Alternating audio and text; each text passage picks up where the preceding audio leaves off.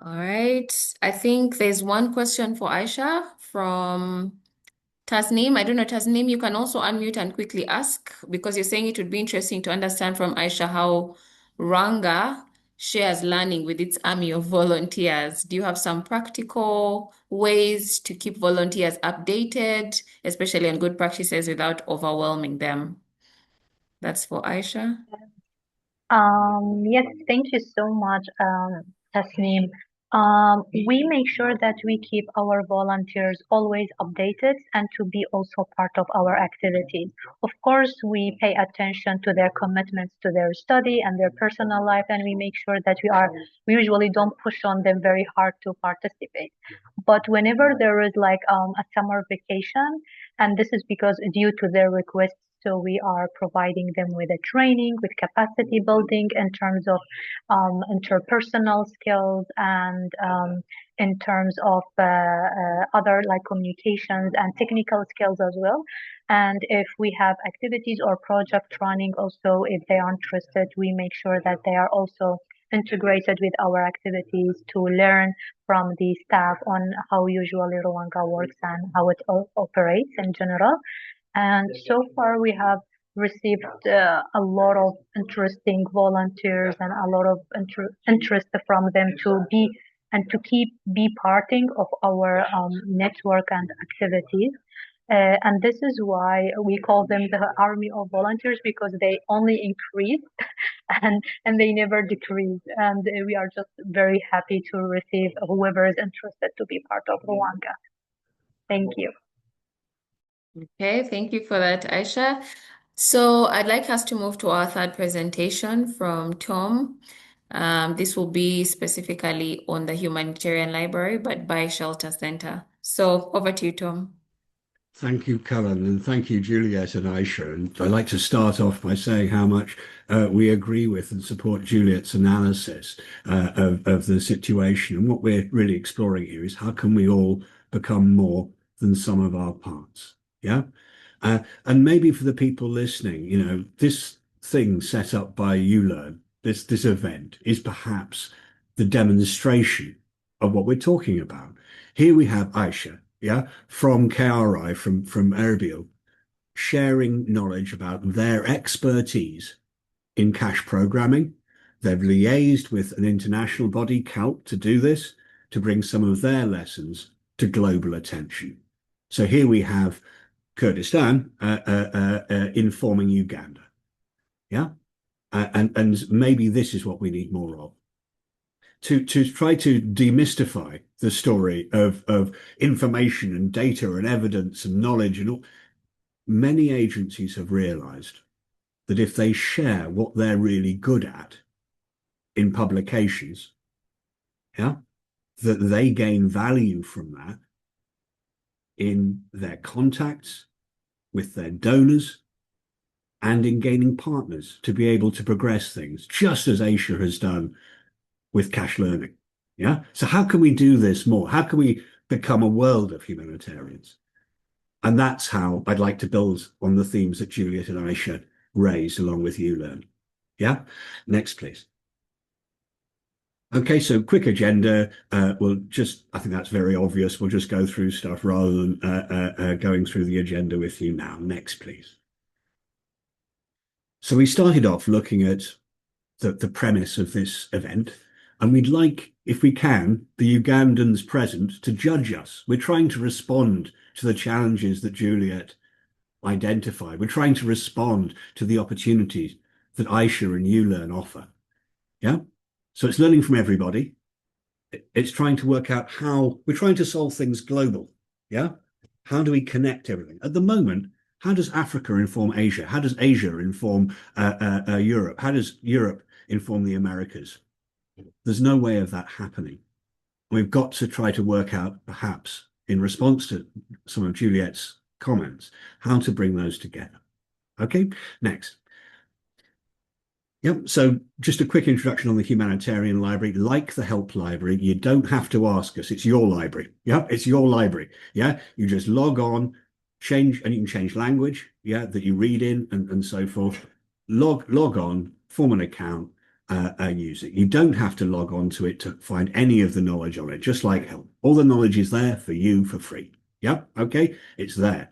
It's also a way of you showing off. Yeah, it's a social medium in a way. It's a way of you demonstrating your competence in a particular area and to bring other people around you and to become thought leaders in what you do. There are many lessons that Uganda has to teach the world, and that is what ULearn is about teaching each other and also teaching the world, perhaps. Yeah. Okay. Ours was developed. So you've got all these big formal UN libraries, which are fantastic. They're normative. They're peer reviewed. Ours is like a big shared drive. It's like YouTube. Yeah. And we don't judge whether or not your content is any good or not. That's your job. Yeah. Okay. It's got your name on it. Okay. So we're just providing a place where you can share knowledge. Us. Yeah. Okay.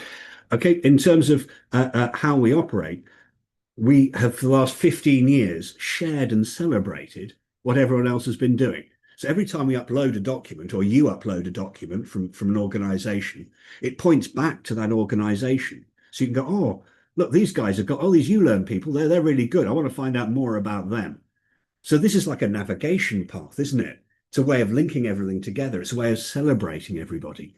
Yeah. Rather than us all becoming in little silos. Yeah. And similar to Aisha, many agencies at national level, although Aisha's organization is international, work very intersectorally and very much in terms of what's needed. So a single cluster or joining a series of clusters is quite a large load. Okay, next, please. Okay, so it's about knowledge loss, as Juliet was talking about. It's not meant to be a one-stop shop. That would be terrible if we became a one-stop shop, if one library dominated. It would be a sad thing because it would suppress and repress the relationship that every knowledge collator has with the audience they seek to support.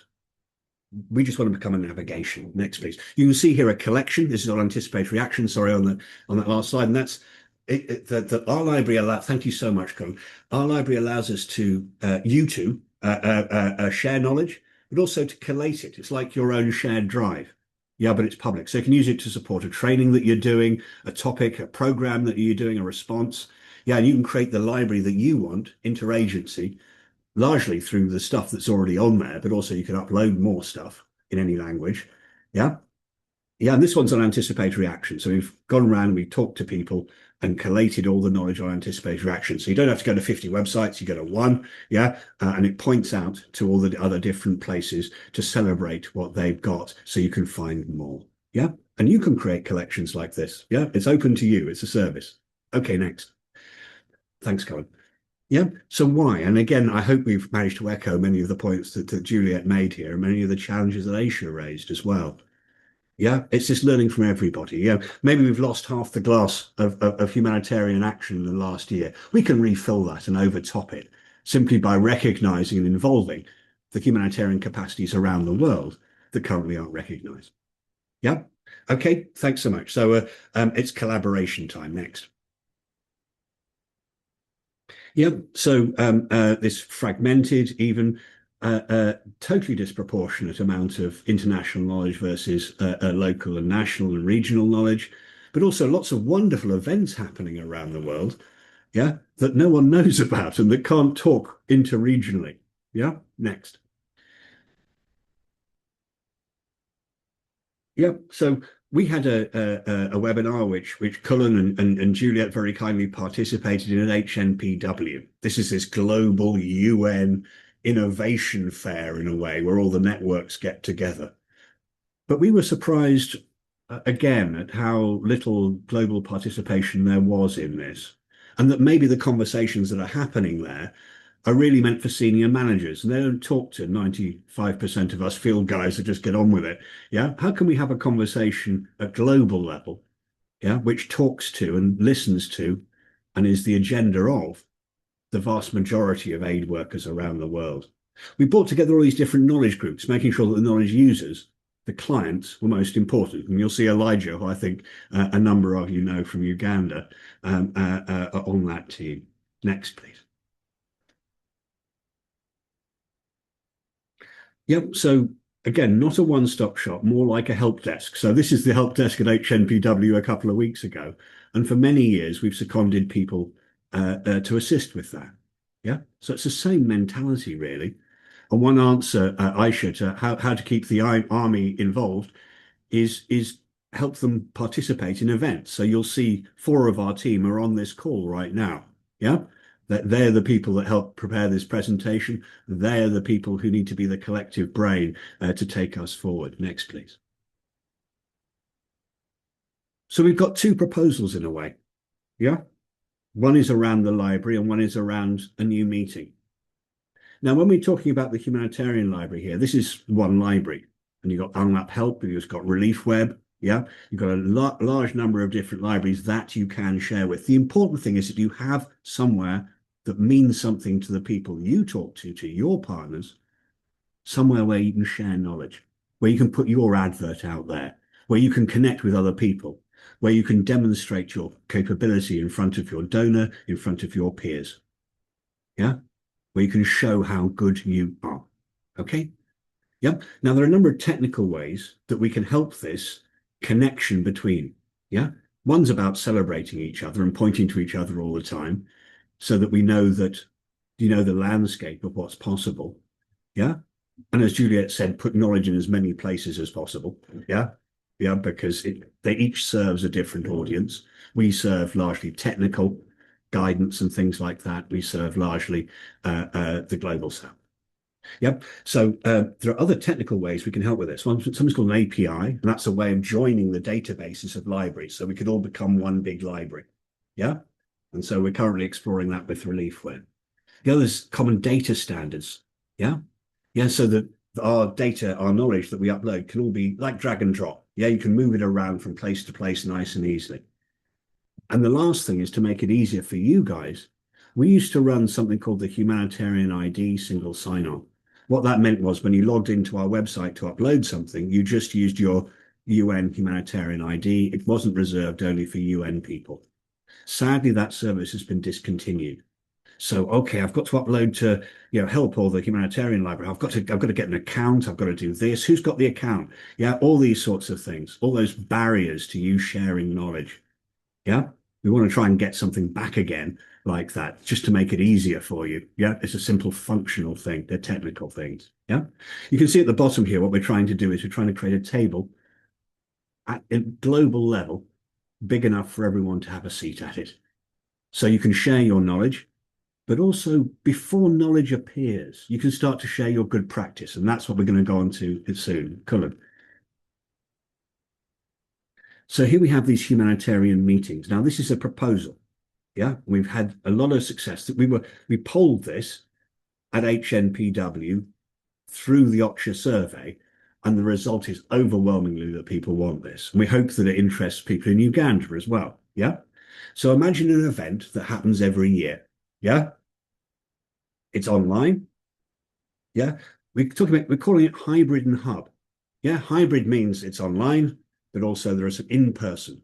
Yeah. How does the in-person work? Well, you just book your office room for that day and invite round anybody locally who can come there. And that then supports the local participation and the strength of local capacity. Yeah. Okay. So it's an online event. It's going to happen every year. Yeah. It's about sharing good practice, operational good practice, the sort of stuff that Aisha was talking about just now. Yeah. Hi, we do this. This is how we work. Yeah. That sort of story, but things that other people can learn from. So if I wanted to learn about cache programming in response to natural hazards and potential refugee migrations, influxes, yeah, I'd want to learn from Aisha. I'd want to learn what she knows. Just as the question there from Tasneem was saying, how do you do this? How do you do that? Yeah. So we need a space maybe where that can happen. And right now we have a number of very good regional events and sectoral events all around. But where's the map of that? Yeah. How do you get there? Yeah. How do you find out that that's even on? Yeah. But also, how does one inform the other? Yeah. We've got a break. We've all been fragmented. Yeah. Okay. Yeah. And then again, just like the library, in this meeting, we'll celebrate and link other meetings. We'll capture all the knowledge shared on this. Yeah. There's like a path, isn't there, that goes along. It goes, hi, I've got some operational good practice. Then that turns into a case study, that turns into a technical guidance note. There's that path. And so that's what we're trying to support here next. Yep, so you can see that path there along the bottom. So along the top, you've got all the guys at international level who are supposed to set standards. And also you've got nations. Yeah, you've got Uganda up there. It sets its national laws. But what informs those standards and those laws? Right now, it's largely the knowledge of Western organizations.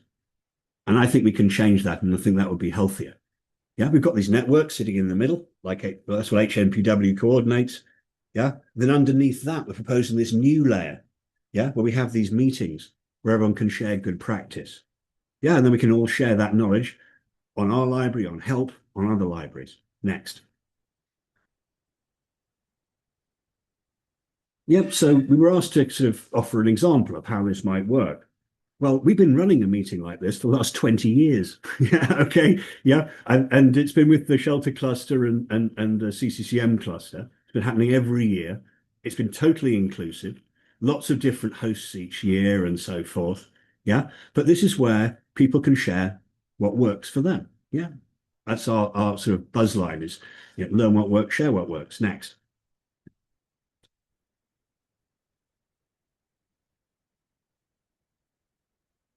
Great. Yeah. So in the last 20 years, we've never refused anybody entry to the meeting who's a humanitarian. We've never refused anyone speaking. It's not our agenda.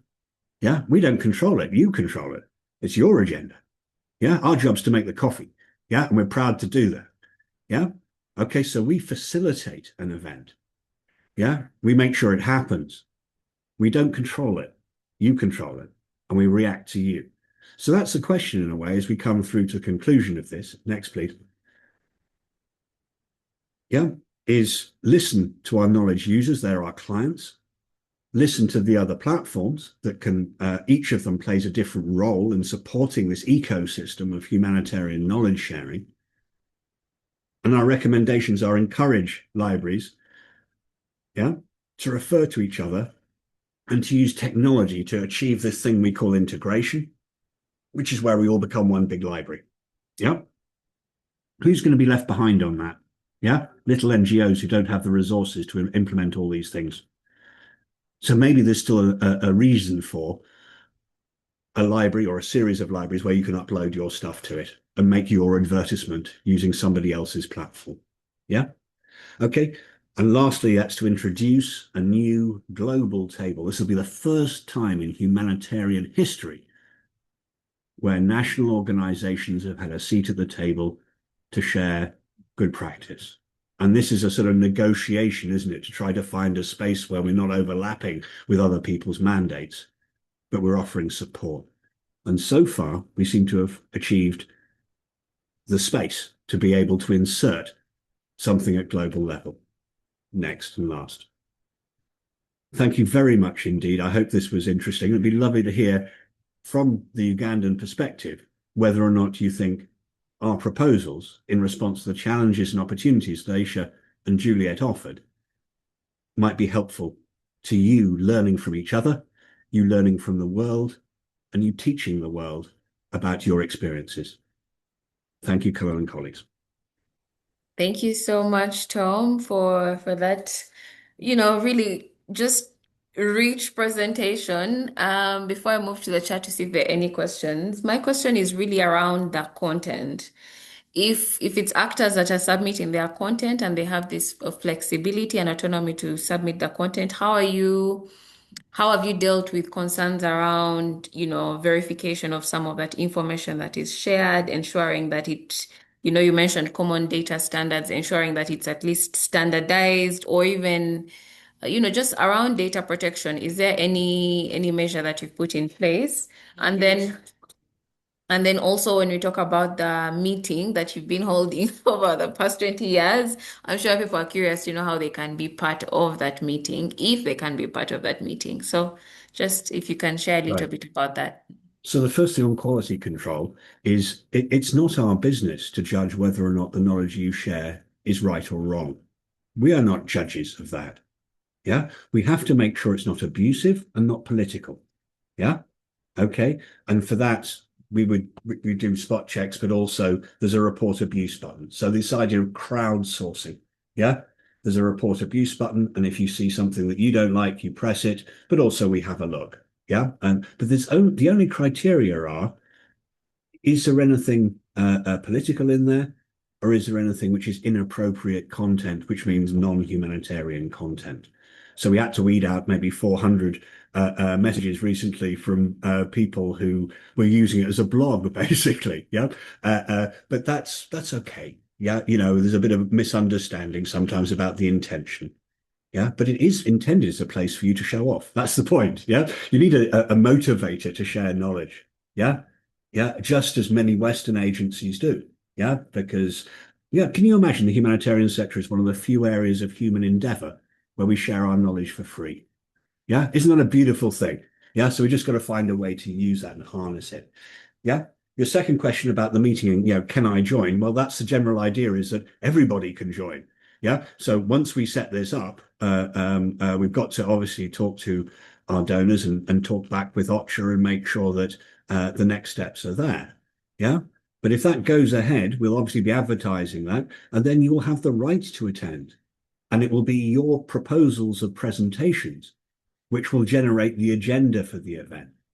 Yeah. And if it's we had 4 parallel streams of meeting going on in one day in our last hosting at IFRC. We just build more and more parallel streams so that you can have more and more conversations. You can do that linguistically around different language groups, around geography, yeah, around themes. So Aisha might be doing something on cash, yeah, but it's up to you to set the agenda.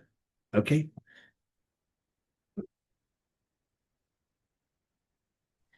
I see one question in the chat. Thank you, Tom. From Tasneem. I wonder, Tasneem, if you could just unmute. I would like to hear this directly from you. But basically, it's around, resistance to learning from different geographical contexts. Tasneem, are you able to unmute and just Yes, of course. That's fine. So thank you very much, Tom. That was really interesting. It sparked off all kinds of ideas in my mind. But one thing when you talked about that geographical fragmentation in knowledge, and I wondered whether that partly comes from the fact that often I found that humanitarians feel that the context that they are working in is unique somehow. And so, if you come in with lessons from elsewhere, it's like, well, that can't possibly apply to our context. And there seems to be that a bit of that resistance. I mean, I think something like your library might go some way to overcoming that, but I was just wondering if you had some other thoughts on that. Yes, what does this word localization mean? I'd find it a bit weird. Are you feeling local this morning, Tasneem? It's an odd phrase. But yes, there is this idea that every situation is unique. But equally, Tasneem, would you not say that we get these policies and stuff get generated, like the cash and learning, guidance. But until we're able to implement that in the field and work out how it works in our country, that guidance is pretty useless. It's only when it's been localized that it becomes useful. And then we'll often find that that knowledge that we've learned in using it in a particular context, in fact, does have some lessons for other contexts. But Tasneem, you point to some challenges in learning, yeah, in the barriers to people learning and changing the culture of learning so that people actually do read and do find things. We can all create these libraries, but is anyone going to access them? Yeah. And I think part of the issue is making the knowledge on there relevant to people rather than all at top level. Yeah. And involving people in this and allowing people to demonstrate their expertise. So yes, I do see lots of differences, but here we have Aisha, a Kurd from KRI, coming in and telling us about cash programming. Surely that illustrates the point. What Cullen's put together is the answer to your question. Thank you very much. Thank you, Tom, and thank you, Tasnim, for that question. I'm going to just take us quickly through our last presentation, which is from the Uganda Response Innovation Lab, or ULAN, as well as the Response Innovation Lab in general. And so you've listened to the new learning landscape. This was by Alnap, and how we would like to see information preserved but also disseminated. We've also had how certain emergency/non-emergency contexts are, utilizing evidence to inform their programming, or at least planning to utilize evidence. And we also have seen, the humanitarian library, basically a help desk, like Tom called it, which allows you to share information, but also access information from a large variety of actors. And so now what we would want to share about is, how do you know what kind of learning needs you have, what kind of innovation needs you have? And so as you learn, or as a Uganda Response Innovation Lab, we've developed a how-to guide, basically a document that helps you prioritize or streamline or decide what it is that you want to focus on in terms of the information.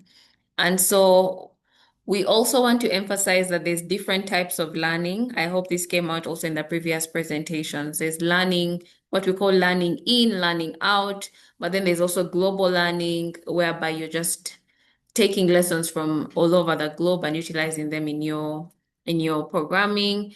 There is now what we have in Uganda, Uganda Refugee Response multi-sectoral learning. We also have actors that are specifically focused on one thematic area.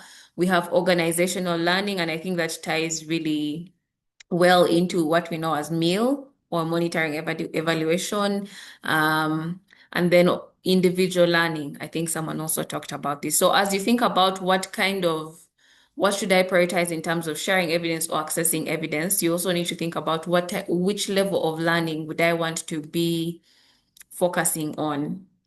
And so specifically for the development of a learning and innovation agenda, there is need to identify topics that would push for the adoption of or adaptation of policies and programs, especially to make them more efficient.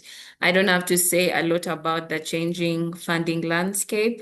And so as you think about the learning agenda, yes, consider individual learning, organizational learning, but also think about multi-sectoral, the response, the full national response wherever you're based, and then also global learning.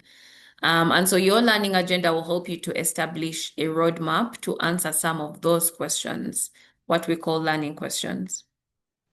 Examples, I wanted to share a little bit about the examples.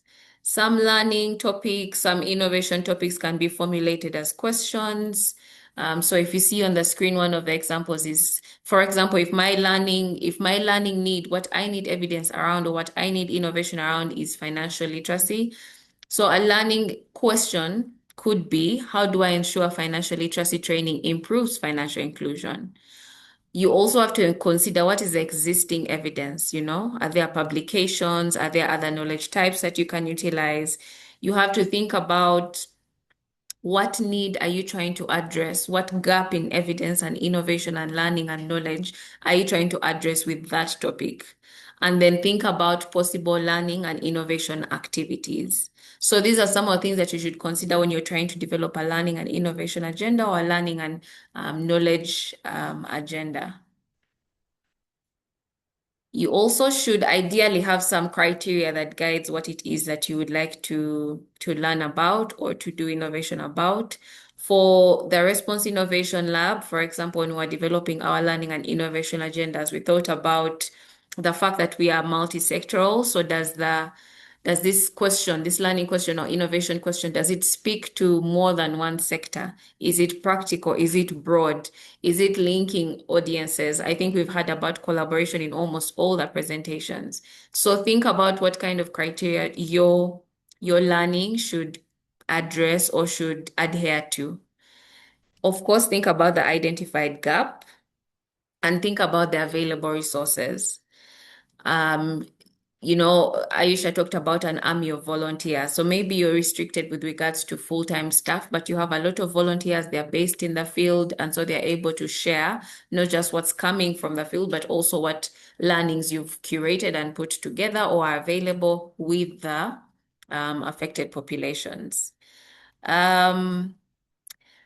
Also, maybe to highlight is that for Uganda Response Innovation Lab, we were thinking around the Uganda Refugee Resilience Initiative. This was the learning agenda where we thought, how do we have learning for the consortium? So if you're part of a program, think about what kind of learning would you want that would feed directly into the needs of your organization, of your consortium, but then also as the public good, which is what ULearn is and UReal is, how do we make sure that that learning and innovation agenda is also feeding into the broader response, the full refugee response or humanitarian response?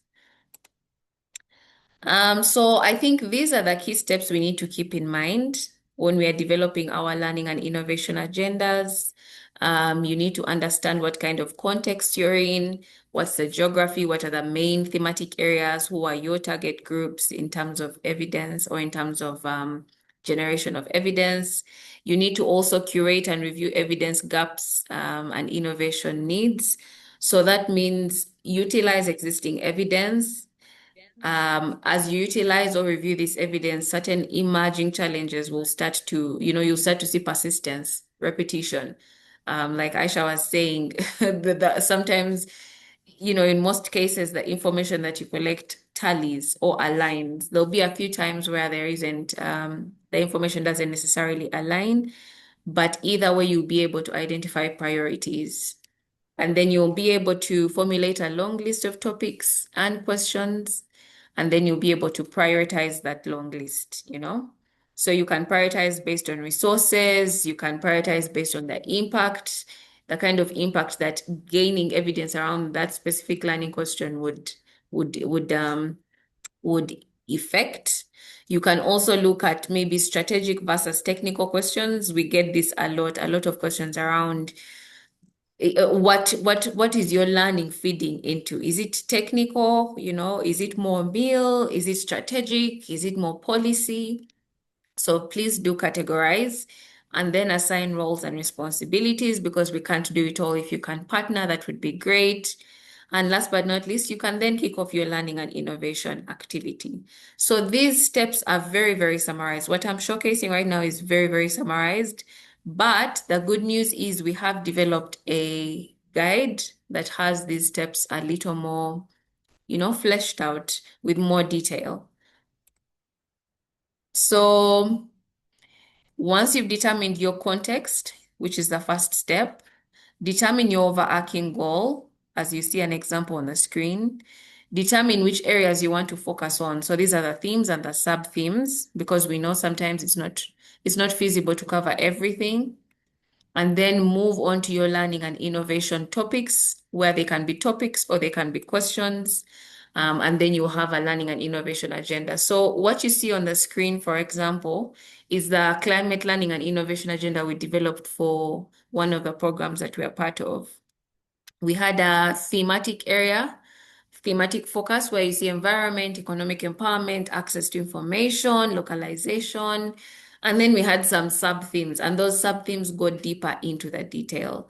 And this learning agenda was developed in extensive, comprehensive consultation with a number of actors.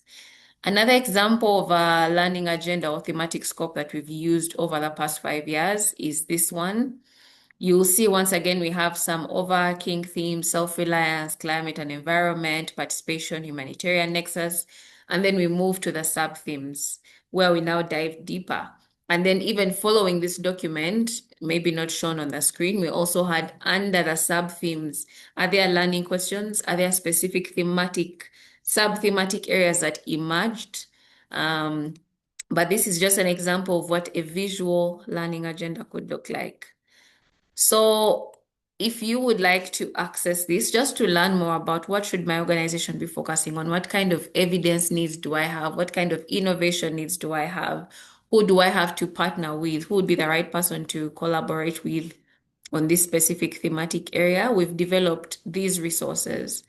My colleague is going to drop them in the chat: the guide to developing learning and innovation agendas, but then also a summary for the same. So I want to stop here. I know it's been a lot of information that has been shared, but I'm going to stop and just allow us to have a few questions. Especially if you haven't had a chance to ask questions when we were doing the previous presentations. So please go ahead, either drop it in the chat or kindly unmute and speak. Um, yes, I see some questions around the recording. For sure, we will share the recording and the presentation. And then let me see. Please raise your hand if you have a question in the meantime. I like the idea of adding thinking about the innovation that is needed. Thank you, Florence. I see Stuart has also shared the links. All right, so I'm going to just open it up for some Q&A. Please feel free to unmute and speak or to share in the chat.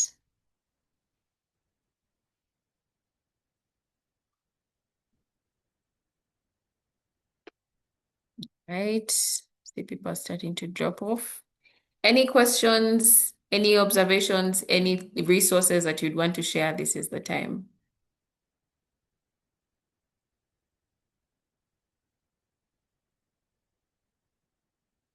I see a hand up. Unfortunately, I can't see whose hand is raised. So if you could just unmute and speak, I think that would be okay. Sure, Colin, it's Tom here. And I'm just Oh, asking, I know that ULearn is part of a global network of similar initiatives.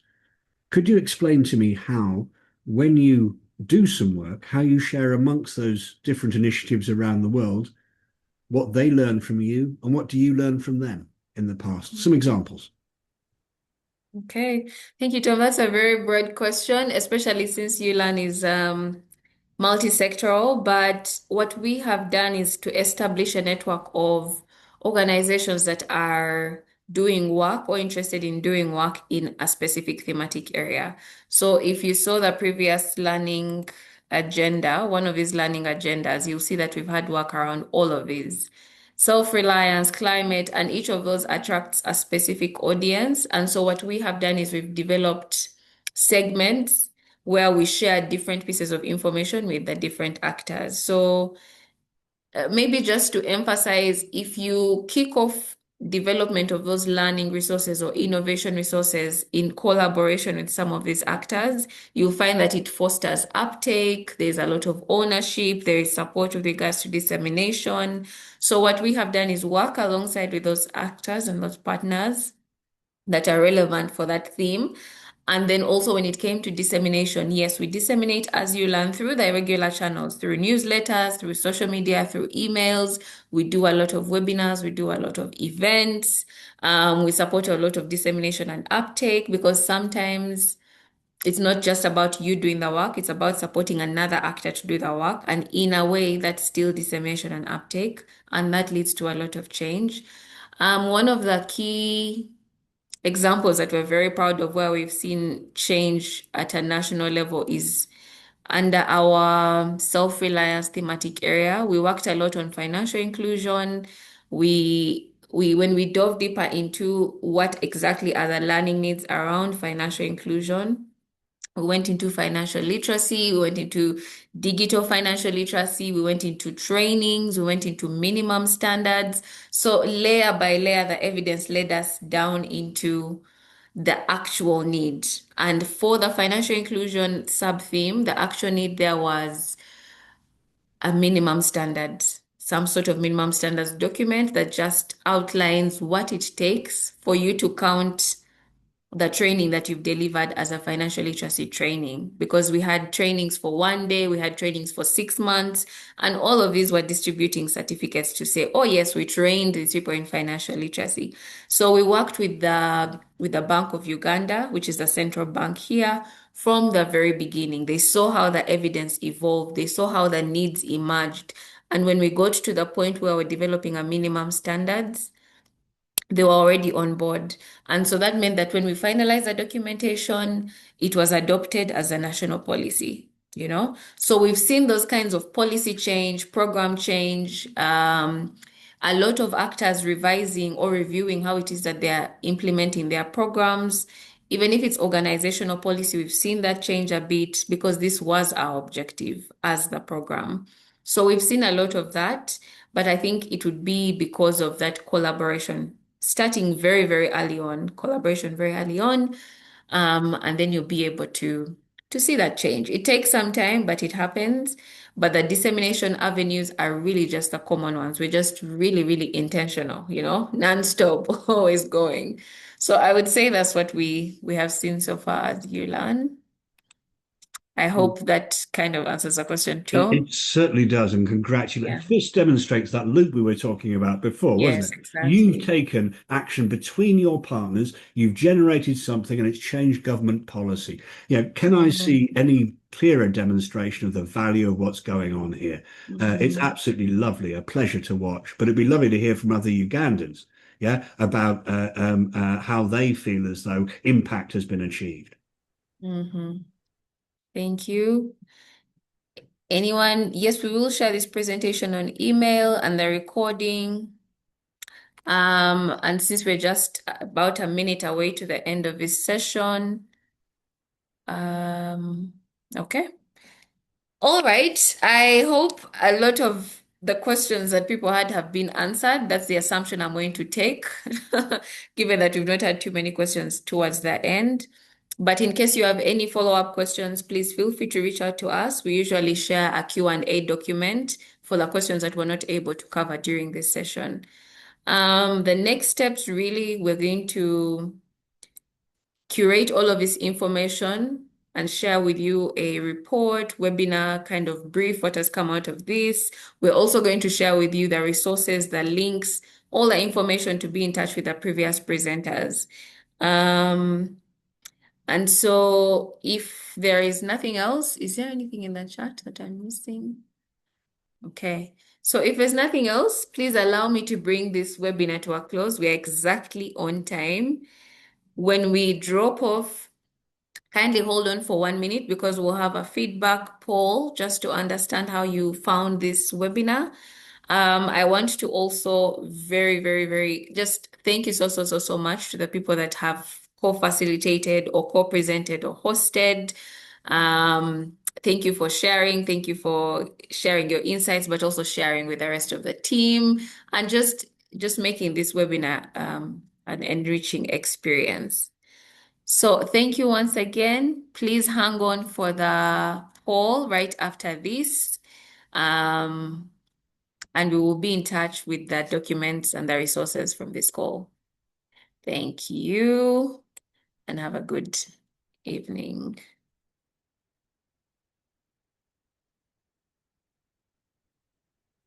Okay. Thank you, everyone. Thank you.